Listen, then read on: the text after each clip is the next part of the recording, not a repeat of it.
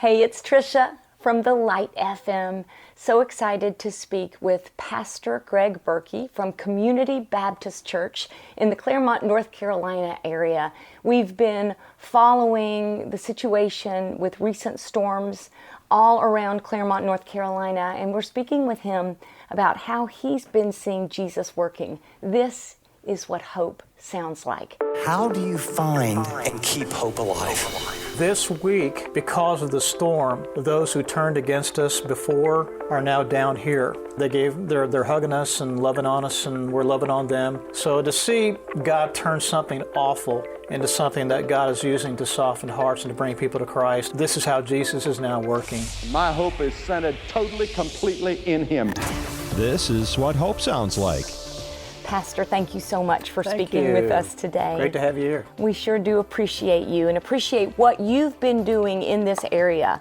Sure. And would you explain to us a little bit about this area, what you've been seeing, and what happened with the recent storms? It's been devastating. It's just a week ago that you never expect these things to happen, but it does. And so we were hit with a tornado. There was no warning whatsoever. Matter of fact, the meteorologists are kind of stunned that they never saw it either. And so, but people were here. We were not at our house, thankfully. We were just down the road. But came back to a lot of devastation. A lot of homes are gone. We have one deceased, several who were injured down here. And a lot of folks are displaced right now. Mm-hmm. And so we've been trying to, with our church and our other ministry with Auto Race and Outreach, trying to do some care for a lot of the folks who are still here. And trying to sort through, what do we do now? Tell us a little bit about some of the outreach that you've been involved in.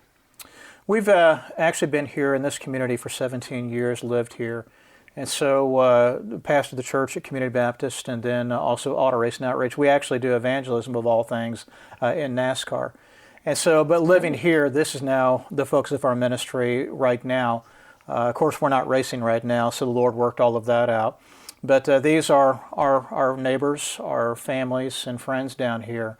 And so a lot of them have lost their homes. And so what we've tried to do is that a lot of the local communities are trying to do what they can to donate things and to find out what is needed. Mm-hmm. So they've come to us, since we're kind of at ground zero here and live in the community, to bring donated supplies here. We're making that available to people. I've been out with all of our neighbors praying. We've cried a lot with our folks, and because they are so close and dear to us. But we love them, and we've been praying for this community for some time, that the Lord will open up hearts, and He is. Wow. It's amazing how something so difficult and painful can bring about changes in people's hearts. It does. Now, when you talk about this area and you being neighbors with the people that have hit, you're literally their neighbors. Right. You are on the street where a lot of the devastation took place. Tell us about what happened for you that day. For my wife, she had a hair appointment actually on that particular day in Claremont, and so it was raining so heavily that day that I took our family down there, and so it was lunchtime, and so I got a bite to eat while I was waiting for them. We saw the wind kick up, and we thought, well, it was just like a straight line wind, and it'll be gone, and it didn't last very long. But 10 minutes after the appointment, we're coming back here, and we saw the downed trees as we're coming back to our neighborhood. Turned the street, and all the emergency vehicles are just starting to arrive, and I turned to my wife and said, we've been hit. And so we pulled into our driveway, kind of took a quick glance of all the situation here. God spared our home, which we were so thankful for. Did not get any actual structural damage, just shingles and stuff like that, trees. But God spared us. Our neighbors have been hit on both sides of us. And just literally down the street, just a few homes, those homes are gone. So that's what we came back home to. It must have been such a painful experience. It was, and we had neighbors. The police were just starting to arrive and try to go house to house, check on everybody who they could find. They were doing a search for people trapped. They were doing CPR on one of the folks that we lost down here, and so it was everything just in motion at that particular time. And so all I could do is just take off down the street. I'm also part of the homeowners association, and so again, we know everybody and checking on everybody in that way too, all of our neighbors. How is everybody recovering?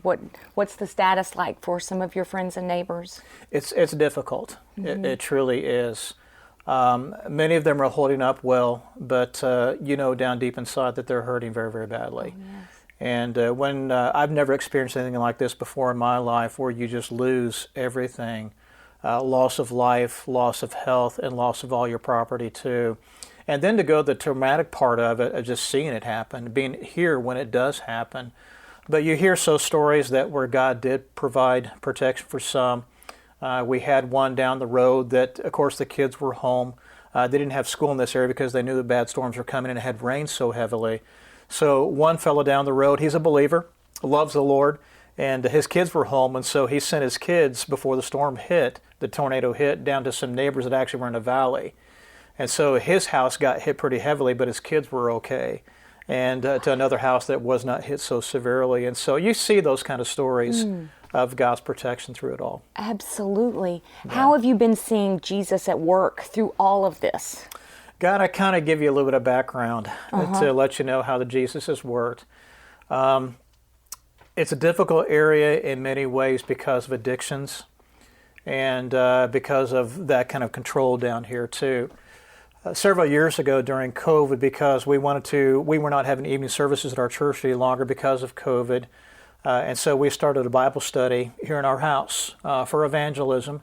We had a great burden to reach the street for Christ. And so some of the folks that were coming to that were coming out of addiction, were part of addiction, and we began to see God working in their hearts and their lives. And but because of that too, the ones who control it attacked us. And that was a difficult thing to go through. But now, a couple of years after that, one of those who were coming who were addicted have now been saved. They all go to church. The family go to church. The kids are all been saved. And so we thank God for that. This week, because of the storm, those who turned against us before are now down here. And they're hugging us and loving on us, and we're loving on them and praying with them. So to see God turn something awful into something that God is using to soften hearts and to bring people to Christ. I know that there was a lady saved down the road on Saturday by one of the chaplains that were coming through here. So this is how Jesus is now working. Absolutely. Yeah. He can take anything that's terrible and bring good from it. Right, he can. And it's amazing that this road you've been praying about for years to try to have people saved, and this is the road that experienced the storm, but now the people are starting to find Jesus as a result of all of that work. Exactly. What amazes me is that you started to plant the seeds years before all of these other things have happened, but that is part of the whole process. Right. Right. That's amazing. So you were obedient. What would you say to someone who has a call on their heart to start something, maybe in their community? What would you say to them? I'd say if the Lord lays it upon your heart, do it. And if you have a burden, do it. And it may start out small. And actually, when we started the Bible study, it did not last for a long time because that's when the attacks began. We had to call in the sheriff's department because my life was threatened to be killed and everything else. And so it literally had gotten to that serious of a point. And so we were looking at this like, well, that was a failure.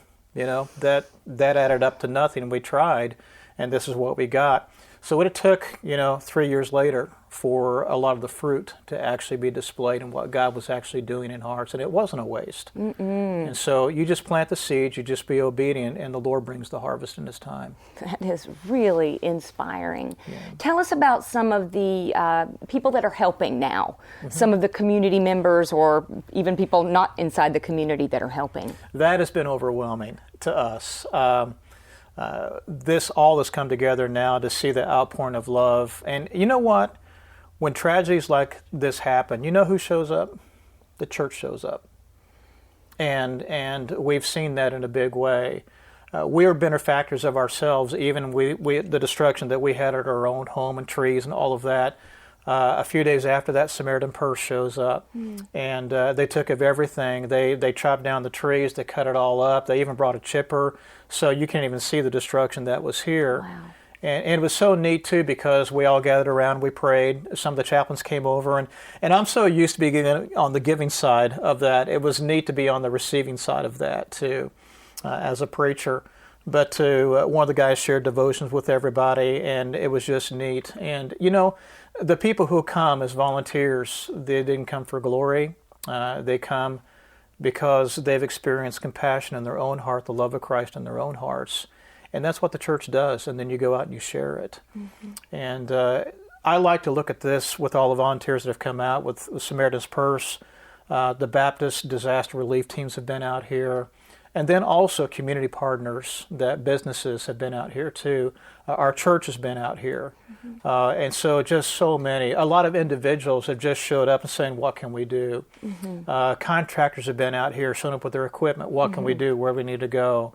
And so it's been an amazing thing to see even the progress in just a few days. So people out literally picking up branches and painting and repairing, that kind of thing. Yeah, and so it was so much debris everywhere. And so they had teams that would actually just do the tree teams, and then they had teams that were called debris teams.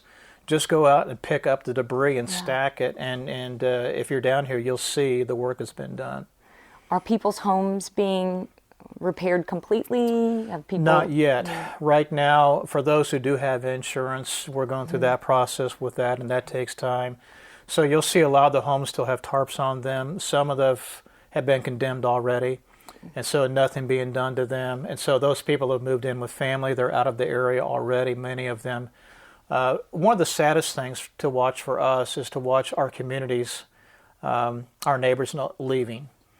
Pickup trucks full of whatever they could find, and whatever they could pick up, and leaving the area. And so that's been difficult to watch. Absolutely. Yeah. I noticed when we were coming in that your garage area over there is full of food and looks like water and supplies. Can you explain what's going on there? That just kind of happened. That was not something that we asked for, but I'll call out a couple of people and businesses. We have an RV dealership here in Claremont, Blue Compass RV. I've got several friends that work there, and so they contacted us. They knew that we live on the street and said that we want to do something. And so, what do you need? And so that was like the day of or the day after everything took place. And I said, right now people are cold. They need tarps for their roofs. They need bedding. They've lost everything, clothing, and food that you can prepare pretty quickly. Something you just like a cup, start from getting, pour water in it. And so that's been the kind of supply that have been coming in. And that's what everybody's grabbing up, whatever they can use pretty quickly. And so we've kind of used our garage as a staging area.